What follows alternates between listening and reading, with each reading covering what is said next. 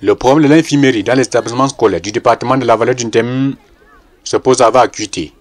Au seuil de Tordou, dans les fins fonds du département, la retenue sur les frais éligibles pour les frais médicaux s'élève à 250 francs par élève, collectés par l'État du Cameroun, puis reversés à l'établissement.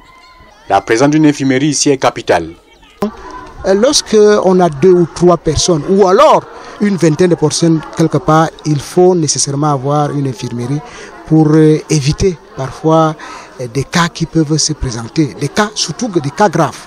Au seuil de Mokomongona, dans l'arrondissement de Lamze, pas d'infirmerie. À chacun pour soi et Dieu pour tous. À l'école primaire publique inclusive de Yama, c'est l'établissement qui accueille les élèves à besoins spécifiques dans le département. Les élèves et les enseignants sont sans voix en matière d'infirmerie.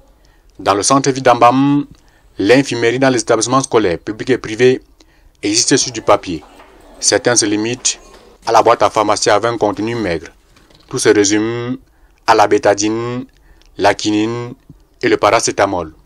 Même le lycée technique d'Ambam, avec ses 1200 élèves, n'échappe pas à la règle, même pas l'ombre d'une infirmerie. C'est la dernière fois qu'on a eu à jouer handball au lycée bilingue contre Luanga. J'ai eu un mal au niveau de la gorge parce que j'ai été coudée au niveau de la gorge.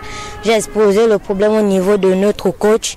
Il m'a demandé d'attendre le lendemain si ça pouvait aller mieux. À l'école maternelle, 3500 francs sont retenus pour les frais médicaux de l'élève.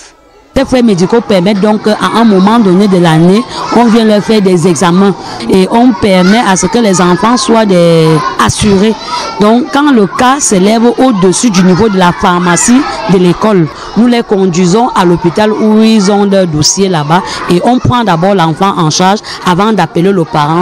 Le lycée bilingue d'Ambam, avec ses plus de 2000 élèves, a tourné la page noire du problème de l'infirmerie.